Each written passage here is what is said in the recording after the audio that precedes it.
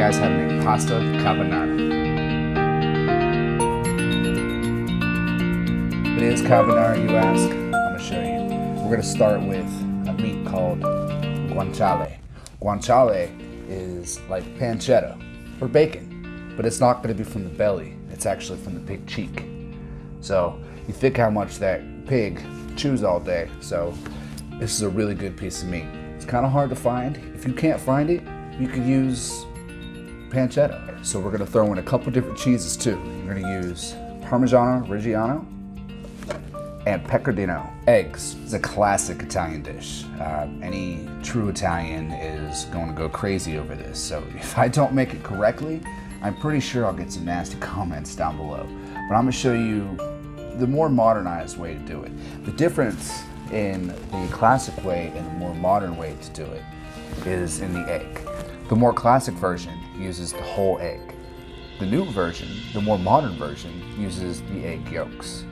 And the difference that's going to make is it's going to give you the egg yolks is going to give you a more creamy texture. Personally, that's what I'm looking for because, I mean, it's creamy, it's great. It's going to be very simple. It only uses a few ingredients. But, you know, with a good Italian dish, less is more. So we're going to use spaghetti, about 5 eggs, the guanciale, 2 different cheeses, Parmigiano Reggiano, and Pecorino. And then we're also just going to use a little bit of butter, which isn't traditional, but I like to add butter and everything, just to make it a little creamy. And then, of course, pepper. This dish needs lots of pepper. So the star of this dish is the guanciale. The guanciale is a cured meat.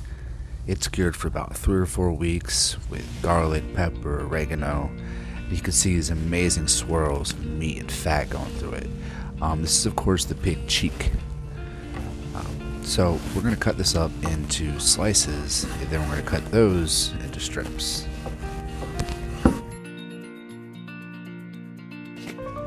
Now the goal here is to take advantage of all this wonderful fat and just reduce it down, get some of that oil out. So now I want to show you how to make the sauce. So we're going to use some Pecorino cheese and Parmigiano Reggiano, and we're going to shred it up, put it in a bowl, and we're going to use egg yolks. So here I used about 4 egg yolks. Alright, just want to give everything a good whisk. We're going to mix it in with the cheese. We're going to get everything together and get a nice little cheesy ball, I should say. And we're going to put that in a separate container just to save a little space. And don't forget about your guanciale. Do not let it burn. Just keep stirring it, keep reducing the meat. Now I realize that my meat to sauce ratio is a little off, so I'm going to add just a couple more eggs and mix that in with my cheesy ball. Now if you're going to cook like me, I don't tend to use measurements, so you kind of just got to eyeball things. You know, if one thing's not right, you got to adjust it. And so that's what we're doing here, is we're just adjusting it to fit what we're going to make later. Alright, I'm going to take a little parsley here. Parsley is not traditional in this dish, but, you know, it's a nice little garnish. The dish is going to need a little bit of color, so dice it up real good. Now we're going to get some boiling water. Make sure you salt it ahead of time. Don't put too much salt because the cheese, the guanciale are all going to have a decent amount of salt in it, so you don't want to make your dish too salty. So go ahead and throw your pasta in the water and cook it for about 11 minutes until it's nice and al dente. And then just pull it out when it's done. Save about 2 cups of pasta water.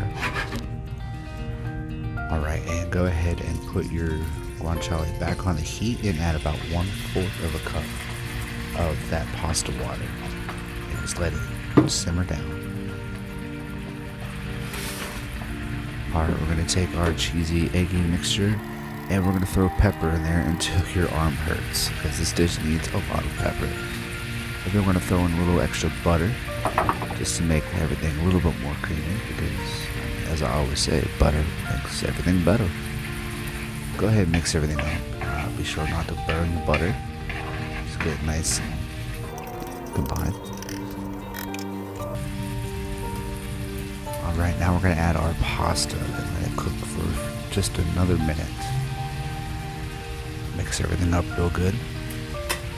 And this is why it's important to cook your pasta al dente, because it will continue to cook in this mixture.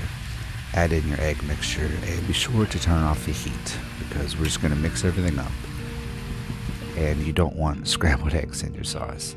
So mix everything up, add more pasta water as needed so it's nice and creamy. Combine it all until it's a nice, beautiful, creamy sauce. And once it's ready, I'm gonna throw it on a plate. Garnish with some parsley.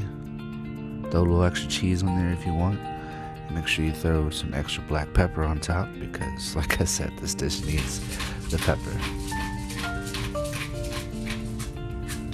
And that's it, guys. This is a dish that can beat Alfredo any day and impress anybody.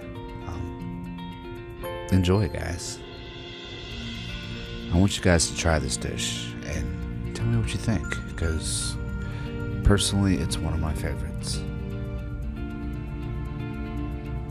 Alright guys, be sure to like and subscribe just to see more videos like this. And guys, remember, let's roll with it.